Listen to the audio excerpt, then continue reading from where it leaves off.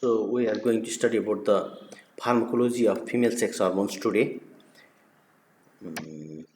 So it will be dealt under these topics: female hormone, estrogen, ovulation inducing agents like clomiphene citrate, or progesterone, another female hormone, progesterone antagonists like mifepristone and other ovarian hormones, which are rarely given any importance, like relaxin, and then SERM, that stands for selective estrogen receptor modulator, and aromatase inhibitors that prevents conversion of testosterone to ovarian hormone or estrogen. So this is it, the main headlines. So first of all, what is introduction about female hormones? During menstrual age, ovary secretes two hormones that we know. One is estrogen, another is progesterone, and very small amount of androgens from adrenal glands. Dihydroepiandrosterone, if you remember. And then let's go to the very origin of the words estrus plus gen. Gen means producing, estrus means heat in Greek. So we have heat producing estrogen, and pro means favoring. Favoring production means progis, that is favoring pregnancy and gestation or pregnancy. So again we have we'll discuss this estrogen into following topics: types, pharmacokinetics, physiologic effects, clinical uses, adverse effects, contraindication, and its preparation and dosage. Okay, let's now the major estrogen produced by women are estradiol, estrone, and estriol. Most estrone and estriol are formed in the liver from estradiol, mostly. So even after menopause, estrogen and estriols are formed in peripheral tissue from endosterone produced from adrenal gland. It is after menopause. Before menopause, it is these two less important estrogens are produced from the liver metabolism of estrogen or estradiol, the main estrogen during the productive life of a female. Then afterward, it's adrenals, testosterone converting into estrone or estriol. The sources then, sources are either lab made or from natural, like plants and animals, and it may or may not have steroid ring structure. And if the estrogen has steroid ring, then it is called cyclopento tricyclohexane. Otherwise, it is also known as cyclopentophenanthrene ring. So we have, if it is steroid, then it is either ethinyl estradiol or mestranol or tibolone, and non-steroidal that do not possess this structure is diethyl stilbestrol, also known as stilbestrol, hexastrol, and dinestrol. So some relevant pharmacokinetics. Natural estrogen are inactive by oral route due to rapid metabolism in liver. In blood, estrogen is protein bound, mostly either sex hormone binding globulin major or albumin for some parts.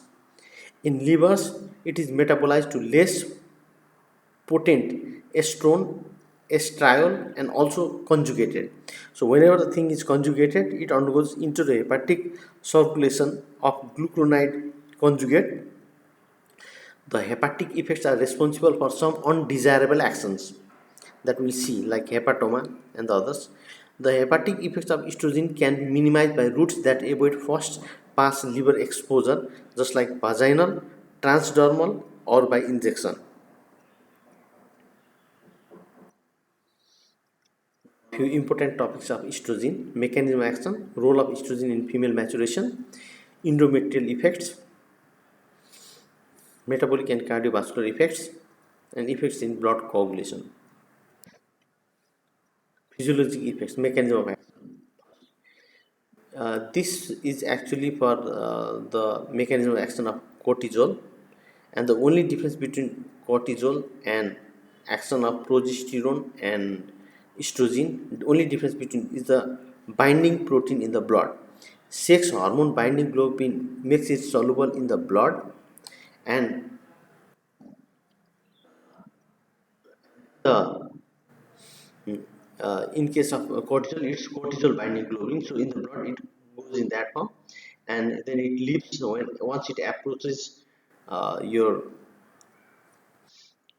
cells in ovary. So I'm sorry, in the target cell, and it leaves the cortisol binding globulin, sorry, sex hormone binding globulin there outside, and it enters being lipid soluble inside the cell membrane inside the cytosol.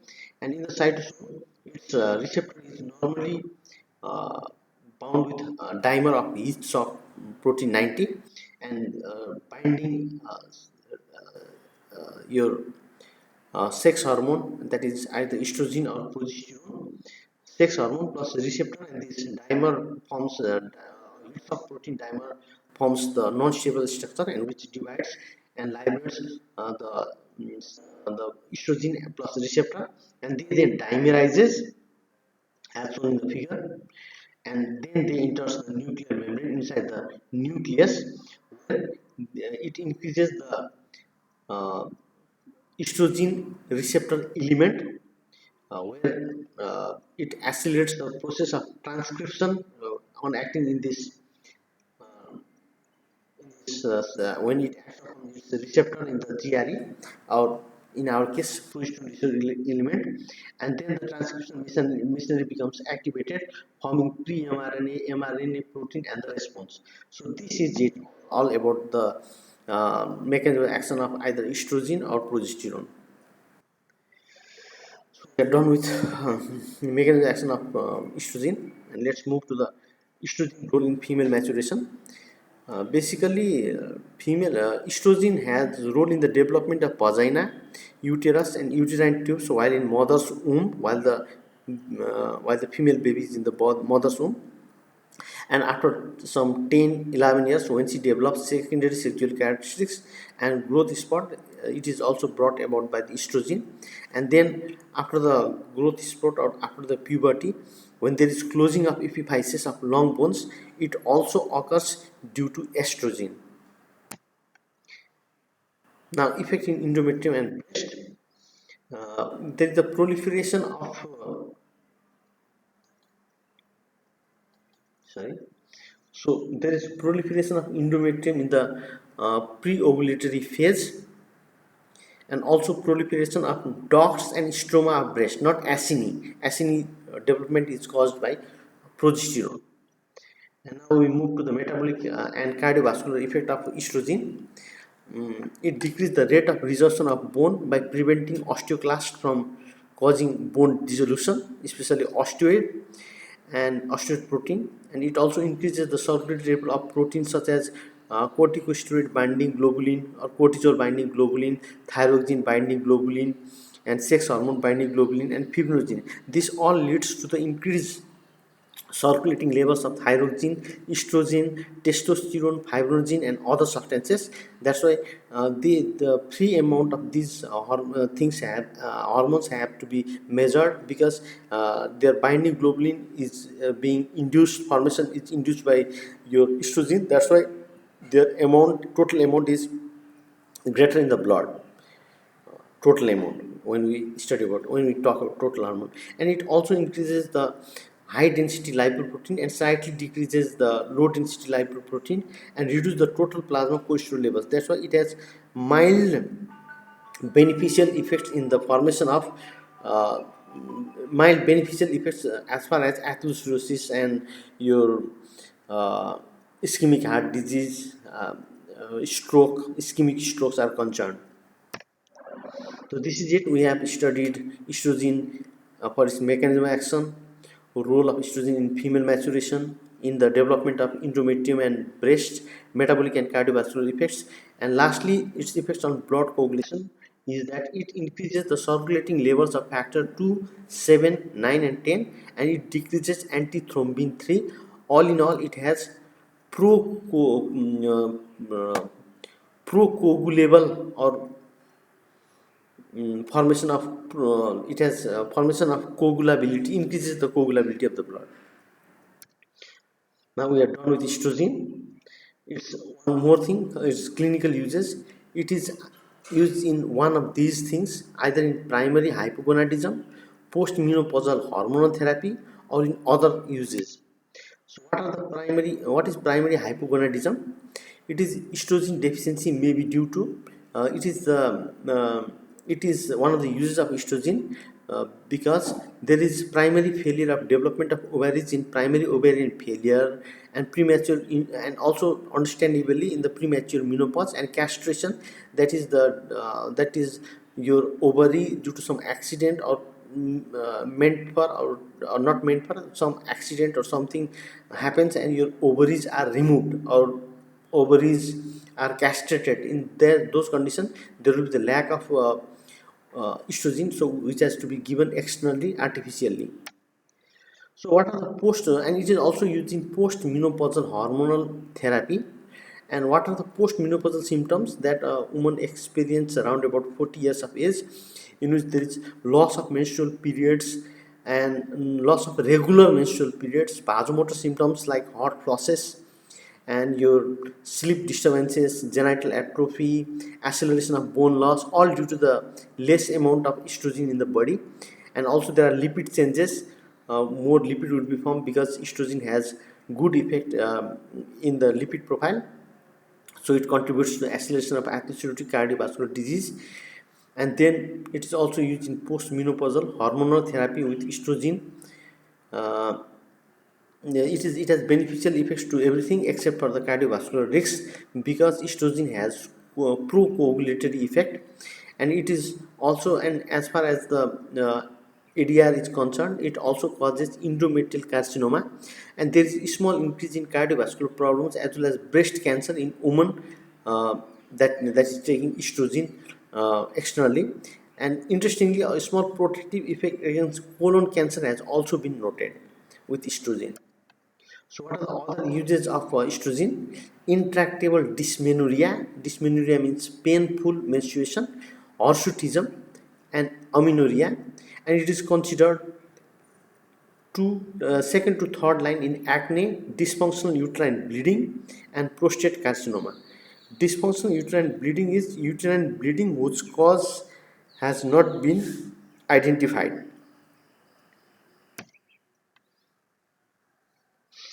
Adverse effect of estrogen: it causes uterine bleeding because it has pro uh, effect in the coating. It increases the thickness of endometrial layer, and therefore it has proliferating effect, so it might cause endometrial carcinoma. And breast carcinoma has also been shown to be slightly increased. And other effects are nausea, breast tenderness, hyperpigmentation, cholestasis, gallbladder disease, hypertension, and decreased libido, gynecomastia, and feminization if given to males. And it may also cause benign hepatomas if taken by young females. What is the contraindication of estrogen? Estrogen dependent neoplasms like carcinoma of endometrium because it causes that, carcinoma of breast, undiagnosed genital bleeding, liver disease, history of thromboembolic disorder, and heavy smokers, which I think every contraindication is very understandable, telltale kind of. Preparation and doses: combined oral preparation containing 0.625 milligram of conjugated estrogen and very slight, that is 2.5 milligram of medroxyprogesterone acetate are available for menopausal replacement therapy, menopausal hormone replacement therapy. So, what are other headlines in which we can talk? Uh, uh, about estrogen, or I mean, we have just talked about these topics. Now we'll talk about ovulation inducing agent, which is clomiphene citrate. We'll talk it in these headlines: mechanism of action, effects and clinical use, and adverse effects. So clomiphene citrate, it is a partial estrogen agonist which will act as estrogen antagonist in a young woman with abundant estrogen, because estrogen is agonist and clomiphene citrate is partial estrogen. So in the body where there is abundant amount of estrogen, it will act as antagonist. It will simply occupy the receptor and don't let the estrogen to act. Therefore it is kind of it will has antagonistic kind of effect. Therefore, like, it inhibits the estradiole's negative feedback effect in the pituitary and hypothalamus. Result, it leads to the increase in secretion of gonadotropin, that is luteinizing hormone, and follicle stimulating hormone, as well as estrogen. So, effects and use, it stimulates ovulation in women with ovulatory dysfunction, that is, there is increased chances of pregnancy. That is good thing, and it also helps in harboring or harvesting more amount of ova for in vitro fertilization or test tube babies. And similarly, it also increases follicle stimulating hormone and luteinizing hormone. So, if a male is suffering from oligozoospermia, it is good. So, what are the adverse effects of this thing, clomiphene citrate? It will stimulate ovary a lot. That might result in ovarian enlargement. There might be incidence of multiple pregnancy due to the overstimulation in 10%, and hot flushes like women in menopause, because it is relative estrogen antagonist when there is abundant amount of estrogen in the body. And unrelated though, it may also cause eye symptoms and other not that important but also visible, also seen adverse drug reaction which might not be directly related to its action are headache, constipation, allergic skin reactions, reversible hair loss, nausea, vomiting, increased nervous tension, depression, fatigue, breast soreness, weight gain, urinary frequency, and heavy mentions have also been reported. So, what are progesterone? We'll study within these topics: types, pharmacokinetics, physiologic effects, clinical uses, contraindication, cautions, and adverse effects. Natural progestin is a 21 carbon steroid, is natural progestin, and it is derived from cholesterol. Natural ones are not orally active. So, what are the synthetic progestins we have? A number of synthetic progestin with high oral activity have been noted. These are either progesterone derivatives or 19 not testosterone derivatives, that is 18 carbon. So, progesterone derivative 21 carbon progesterone are hydroxyprogesterone, medroxyprogesterone, megestrol, dimethysterone, which are adjuvants to estrogen for HRT in postmenopausal women, which in the postmenopausal woman. And 19 not testosterone derivatives, which are 18 carbon, have weak additional estrogenic, weak androgenic, anabolic, and potent anti-ovulatory action. That's why they are used in combined oral contraceptive pills.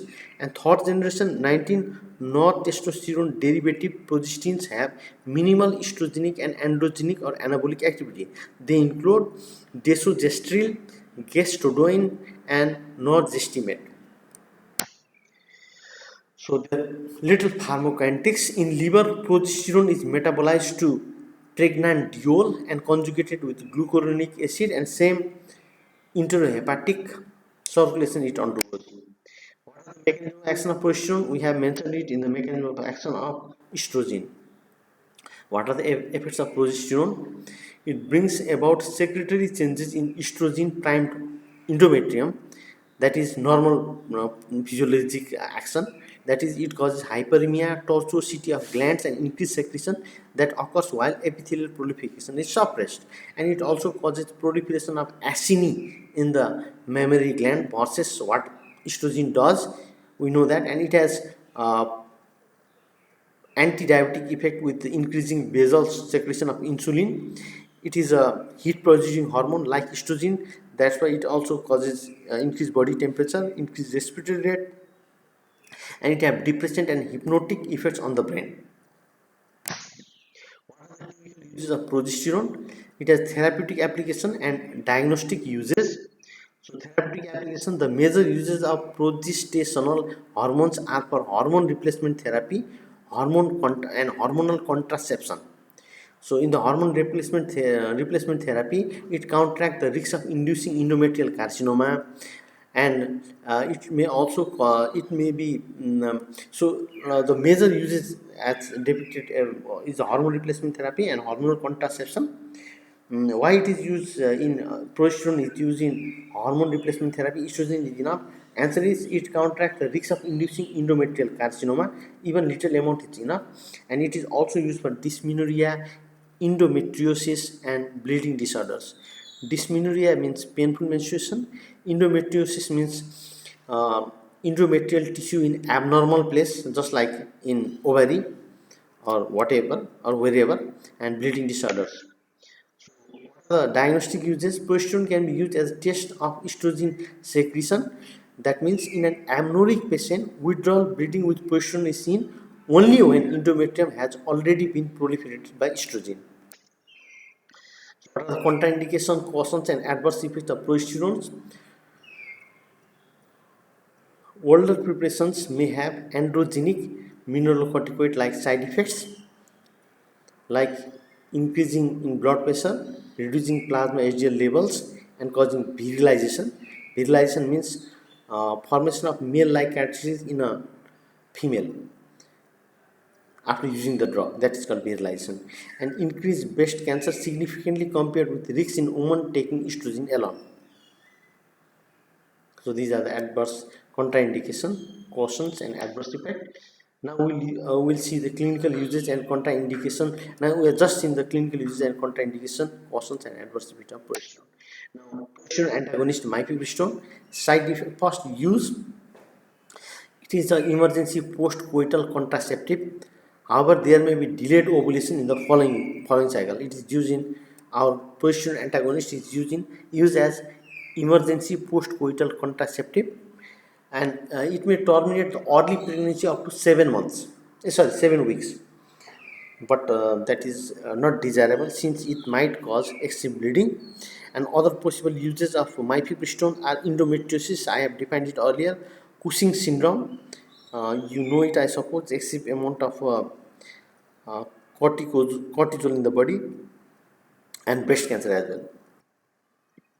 Now, other ovarian hormones like androgens, epiandrosterone, as I mentioned it before, and relaxing inhibin and activin, but they will not be asked in exam, which it might be important for the multiple choice question, especially from physiology. So drugs related to female sex hormones. Another one is SERM, which stands for selective estrogen receptor modulators, SERM, and they include tamoxifen, torimifene, and raloxifene, and aromatase inhibitors like anastrozole, letrozole, fadrozole, exemestane, and fulvestrant. They are also important for multiple choice only. So talking about SERM, it is the first selective estrogen receptor modulator. It has non-steroidal structure, that's why it can be eaten or taken orally. Acts as potent estrogen antagonist in breast carcinoma cells and partial agonist in the endometrium and bone. So it is good that there is no estrogenic, there will be blockage of estrogenic proliferating activity in the breast of estrogen, and but it has only partial agonist in the endometrium and bone. So it is, so if it had been antagonist in the endometrium as well, it will have been better for excessive amount of endometrial proliferation, endometriosis, or endometrial carcinoma, and extensively used in the palliative treatment of breast cancer in postmenopausal women because it will stop proliferation. And side effect, because it has selective means somewhere selective estrogen receptor modulator means somewhere it acts as the agonist and somewhere it acts as the antagonist, the same thing. So, and it has hot flushes because antagonistic action, and endometrial carcinoma because it is proliferator in that endometrium because selective modulator, some antagonist and some agonist, and it is also used in osteoporosis because it has agonistic action in the bones or partial agonistic action. Raloxifene, one benefit of raloxifene is that it is unlike tamoxifen, everything is same, but it acts as antagonist at the endometrial estrogen receptor. So this side effect causing uh, in the endometrium, like endometrial carcinoma, will not be seen with raloxifene, which might be seen with tamoxifen. Aromatase inhibitors. This aromatase is the enzyme that converts testosterone to estrogen, and when it is blocked, there will be no formation of estrogen, especially in the estrogen dependent tumors. It is desirable. So these are the names: anastrozole, also known as letrozole, fadrozole, exemestane, and fulvestrant. So this might be asked in multiple choice question. So this is it. Thank you.